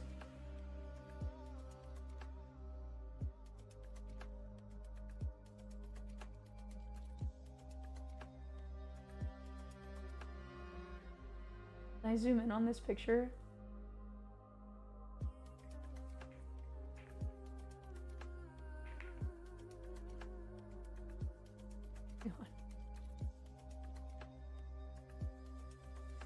Does that not look cheap? I'm sorry, killer coconut with a fucking orca coming out behind it? I thought that was cheap. Anyways, it does look cheap. It does. Okay, thank you. And this was covered in dust. I was like, there's no way that my mom is gonna remember her fucking SeaWorld branded rum is gone. So I take a bunch of bottles that are from the back and we go to this party that's across the island. And my friend, Boris, who was with me, was like, hey, is your ex-boyfriend gonna be there tonight? And mind you, my ex-boyfriend, the one I didn't have a restraining order on yet, but I really should have done it already, was known for being batshit insane. That I really legitimately think a lot of guys were friends with him just so he wouldn't fight them. Because he was like an MMA guy. I don't know, but he loved a bar fight. He loved a bar fight. And it's because he was like, I'm 5'6", he was like 5'5". It's because he definitely had like insecurity with his height. 100%. 100%. Definitely insecurity with his height. Loved to fight. But the thing is, he was a good fighter. I'm not gonna lie, he was a good fighter. So I was like, come on, like, I don't care, like, let's just go. I just want to go to this party. Like, I've already had 2 bad nights of spring break. Like, I can't have a bad third one. Like, and he was older than me. So I think I was like 19, 20. I had to have been like 19. And he was like 24, 25. Why would you be at a college party? You didn't even go to college. Why would you be at a spring break party where all the people I went to high school with are there? You know? I was like, no way would he be there. So I'm literally, my arms are filled with all this liquor. Like liquor bottles, just dusty, half-drank liquor bottles from my poor mother's liquor cabinet. We open the door to this house party. Boris is right behind me. And bam, right as we open the door, ex-boyfriend standing right in front of us. Before a word can even leave my little thin-ass lips, Boris turns around and is running down the street. I mean, booking it. And not even like a word being spoken between anybody. Ex-boyfriend starts chasing after him. And then all of a sudden, everyone is running. Chat, if this wasn't scary at the time, it's actually like Looney Tunes comical. Not a word spoken. Boris turns around, runs down the street. Ex-boyfriend is chasing after him. I mean, I can't blame Boris for running because Boris was like this big around. I don't think he'd ever lifted a weight in his life. And I think ex-boyfriend was just mad because I have guy friend. No see. Thank you, Flaps. Hello. Thank you for the 32 months. Good to see you. Yes, he ran. So chat, I am now running with this horde of people. I am running with all of these liquor bottles in my arms. And oh my God, I didn't realize Boris was such a track star. This dude is down because my ex-boyfriend is chasing my like childhood friend, a friend of mine. Oh my God, I did fuck him the next year though. But at the time I hadn't fucked him yet. So there was no point of to be chasing him down the street. It was only once. You know, like that time where you should not fuck your friends? I learned that lesson. I was like, I should never, ever, ever fuck my friends. Don't fuck your friends. Don't fuck your friends. It's really not that good. If it's bad, it's hard to look at them. Yeah, it was actually some of the worst sex ever. Ever. Anyway, so Boris is getting chased. I'm so far behind them because I'm in heels. I'm holding all these bottles. I take that $130 bottle of rum because I'm just like screaming and I just start throwing them. I start throwing the bottles, chucking them as fast as I can. At this point, I knew they would not reach anybody. They were not reaching anybody because I was so far behind. I was running in heels. I was just screaming hysterical and throwing this alcohol. And then I stopped. And then I looked down. And then I realized there's just broken alcohol bottles everywhere. I have now wasted all the alcohol that I will never be able to purchase for myself as I'm stealing it from my mom's liquor cabinet. I don't even know what happened the rest of that night. I don't remember seeing them ever again.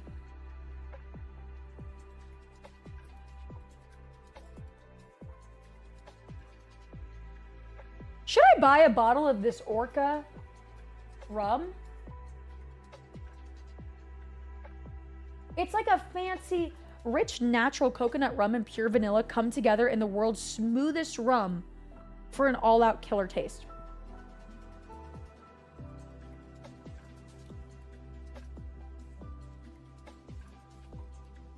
This is just fancy Malibu. Wait, what's Malibu's ABV?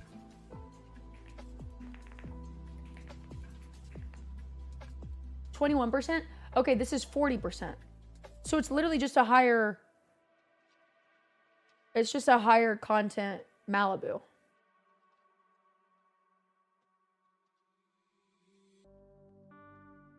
You know what's funny is that out of all of the people that I just told you a story about, the only person I still talk to is Ryan. The only person I still talk to is Ryan. That makes me sad. But everyone sucked. Why did you throw the bottles? Just because I was crying hysterical. How embarrassing is it to have like 2 awful nights? You're stealing liquor from your parents. You're hanging out with one of your friends. And now he's being chased down the street by your ex-boyfriend and a bunch of dudes who are screaming World Star. I'm sorry, but that's like embarrassing. I was just having a crash out moment. I was just having a classic crash out moment. You guys have never had that?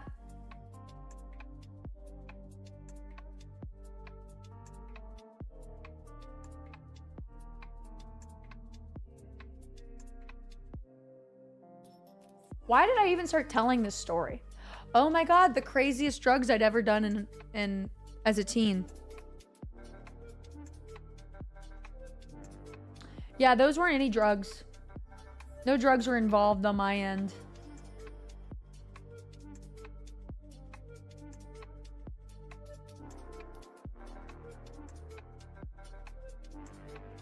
Actually,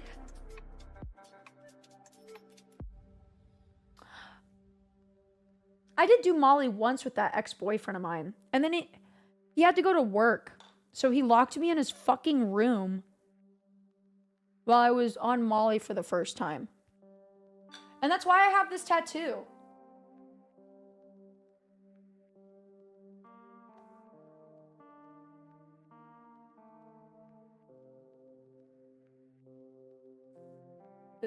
Is that relatable? Hang on, where do I get this Whalers Killer? I don't like the word whalers.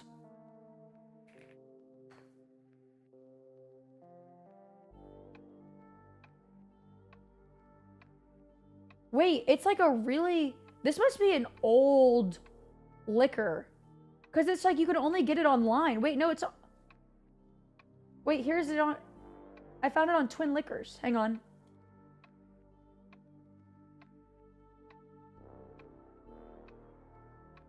$10 for a 750 milliliter? Wait, how big is 750 milliliter? How much is 750 milliliter?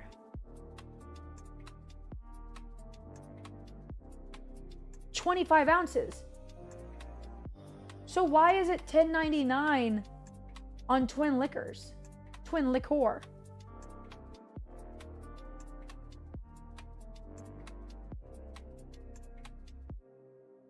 And I can get it delivered in 2 hours. Guys, I don't think that rum's expensive.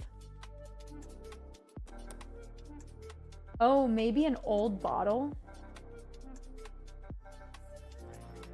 Let me see. Guys, we have to get this. Here's another one. Oh, singles?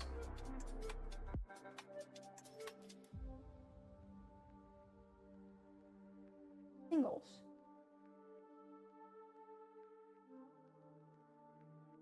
What? Oh, it's 6 bottles.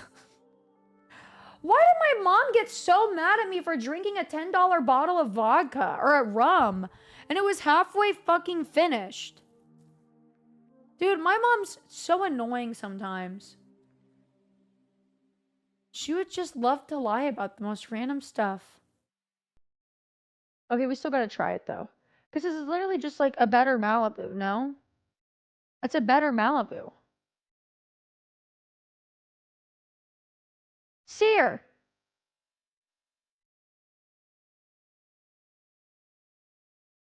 Sear said he feels like a Slobbington.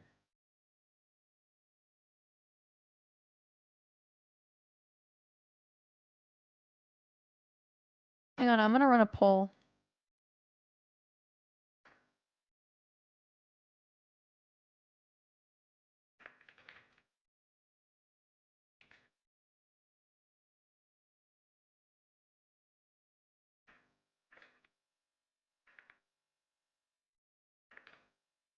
I started a poll because you guys are deciding between the two things I was gonna do today. I wanted to do something simple today. Well, it's Tuesday. Why is it getting so bright and then like dimming? Let me dim this. So it's either between finishing the Lego set that we didn't finish a few Tuesdays ago.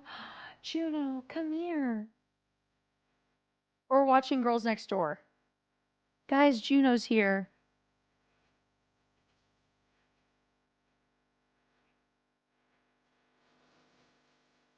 You're so cute. You're so cute, Juno. There's a secret third option where I just pet my dogs for 2 hours.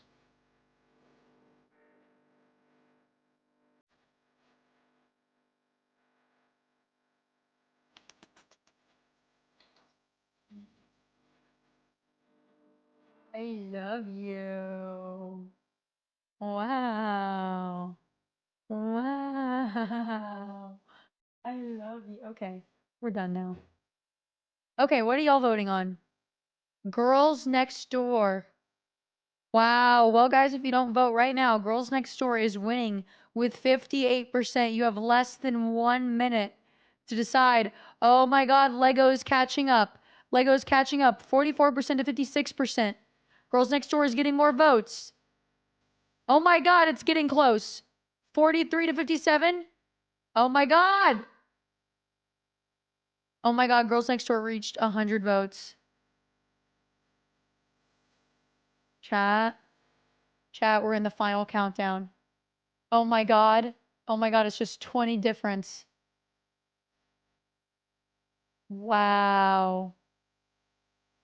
Oh no. Well, sorry to the 108 fucking losers there are in chat. Because today we are going to watch some Girls Next Door. And I actually do have an update for y'all.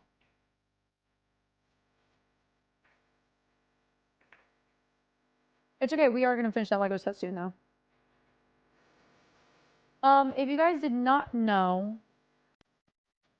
Playboy Mansion was sold a few years ago.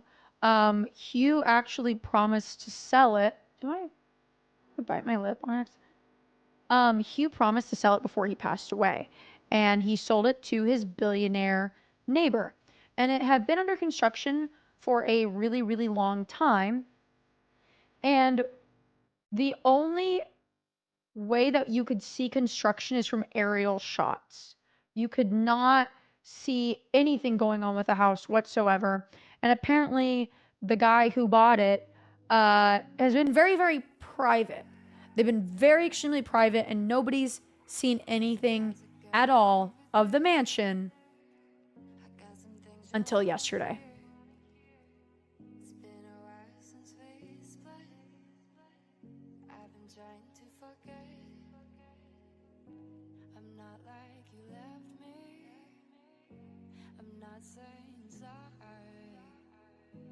So, an influencer posted a video of it, And at first she posted a video of it and she said, my friend's house used to be the Playboy Mansion.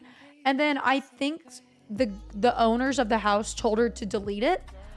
And she re-uploaded it, removed some shots, and removed the words Playboy Mansion, which I found very interesting because I feel like if you had bought the Playboy Mansion, how do you escape that, you know? But here is the first ever look at the Playboy Mansion for the first time in like a decade. Easily. Do you have the volume up? It may be really loud, I'm sorry. I attended my friend's baby. Oh my god, it's really loud. I also find it really funny that this couple has spent so much time being super, super private about this house, and then their influencer friend just posts it. I attended my friend's baby shower in her beautiful home. It was a French theme. They had live music and it was just so chic. My friend looked so stunning. I'm so happy for her. Her family is growing. We got to create our own fragrance and she has a mini zoo, so that was really cute. The We've zoo been is still friends there. for about 10 years before we had children, and just to see our lives expand and grow has been such a true blessing. I attended So, love that they remove shots and first shot is so clearly the I mansion. attended my friend's baby. Like, I think maybe the family, because so they showed a shot of the woman, so it's a baby shower. I think the family who now owns it just doesn't want it to be associated with the Playboy Mansion. Like, maybe that's a dirty word. I guess they cleaned all that dog shit in the mansion. This was about how many millions of dollars? Like at least $100 million remodel of the Playboy Mansion. Baby shower in her beautiful. So I haven't really been keeping up with the Girls Next Level podcast, which if you don't know, Girls Next Level is Holly Madison, Bridget Marquard's podcast where they break down every episode. And they talked about this for a second. And they oddly said that they had very emotional reactions to this because they said it felt like somebody living in their home, like watching it for the first time, which I get to a point, but Holly said that there used to be an awning right here that went over this area and that she hated it because this is the Great Hall right here, and that she hated like how much light it would block out, so that's gone now. Whatever this is scaring me.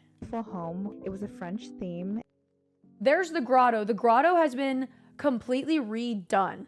It doesn't look like it, but it's pretty much just modeled to look like the grotto, which again, I'm very confused why the word Playboy Mansion is so scary to these owners if they have kept it all the same. I do believe that this should be a historical landmark, but this house is so expensive. It's smack dab in the middle of the Hollywood Hills. I don't think anybody could afford to keep up this being a historical landmark. They had live music and it was just so Like, so they added on this modern area as well. So they were talking about this. So here's the part of the mansion. Then they added like a modern millennial gray area, which like, would I do that? No. But I think it's kind of, okay, hear me out. I think it's kind of cool because it's like a mixture of like old with very, very, very new. Because now the Playboy Mansion is over 100 years old. I believe it was built in the 1920s, question mark. Maybe even earlier than that, like 1905 to 1920. so chic. My friend looked so stunning. So here's the old part of the mansion. Also, everything just looks empty. Like this whole outdoor area looks so empty. So this is the owner. I'm so happy. How rich are the people who own this place? They are billionaires. They own the property next door. And that's why they bought this property and kind of expanded on their current property. For her, her family is growing. That's We the got to owner's create wife. our own- I mean, I guess that's the owner as well. Create our own own fragrance. fragrance. A couch next to the grotto. I mean, it looks pretty. And she has a mini. So this, Holly said this really upset her, made her super emotional, because apparently these are the same animals that have been in the zoo. Apparently she recognized some of the birds, like this one has been there since the Playboy Mansion. Mini zoo. All the parrots have been there, and they're unsure about the Yeah, so monkeys. that They was- didn't know what monkeys these were. They think these are new monkeys. But if you guys remember Coco, the bigger monkey, they were trying to figure out if Coco was Really still cute. there. That is the most disgusting looking fucking salad I've ever seen.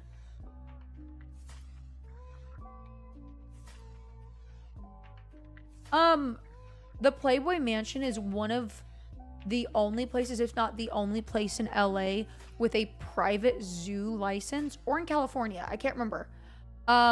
So I think purchasing the property came with that license. So it is like, I think a selling point of the property is that it has a zoo. This looks so gross. Also, I'm scared of edible flowers because I've heard a story of like the stems getting lodged in people's gums and they don't taste We've good. been friends for Whatever that is, that looks good. And these bitches don't even, I didn't mean to say that. These ladies don't even realize how good they have it seeing the Playboy Mansion like this. about 10 years before we had And then like the fact that they, yes, I'm always looking for Playboy merch. Who do you think that this is modeled after? Marie Antoinette? Let them eat cake? Is this not Marie? No, I'm talking about like Marie Antoinette. Oh, it's a wig. Holly had a very popular Marie Antoinette party. Also, having Marie Antoinette at your billionaire home for your baby shower, serving cake.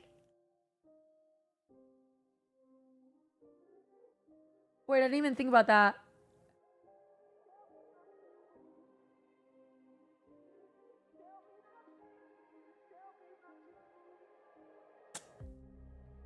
The irony is like actually kind of funny. The irony is good. children and just to see our life. And then like all you billionaire ladies, you don't even know how to have fucking fun. You're at the Playboy Mansion and now you're doing a conga line. You're doing a Congo line at the Playboy Mansion.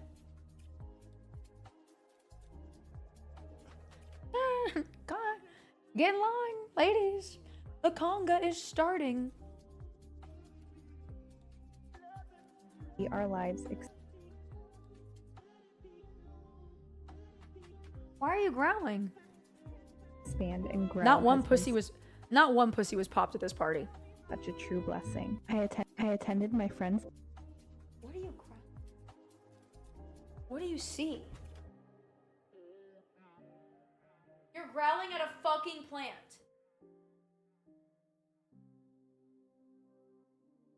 Dude, I love when Frankie growls because her whiskers like move forward.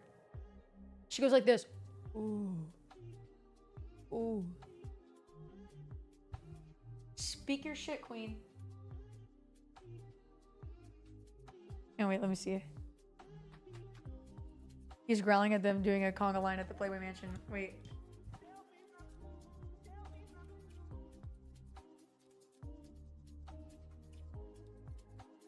Wait for it. There, she's doing it. She's just looking at a plant. Alright, come here. Okay. Guys, in other news, before we get started with Girls Next Door, I am gonna heat up one of my meal preps. But, so I told you guys that I'm changing the flooring in my house soon. So all around the house is going to be like this beautiful like reddish orange tile, which I'm really excited for. So that will be in the office. I think what I'm going to do, so my interior designer gave me samples for rugs, not this sample isn't for a rug that she was gonna buy me. She wanted me to test the material on my cats, because you know cats like can scratch up rugs.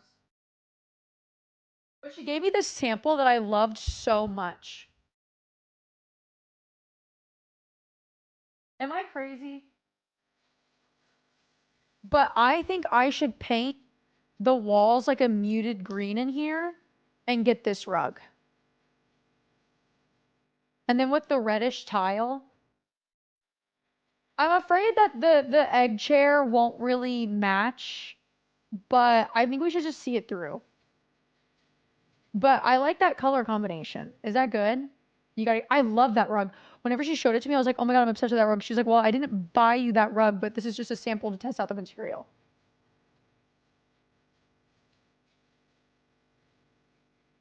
Reupholster the egg chair. That would be a sweet pain in the ass.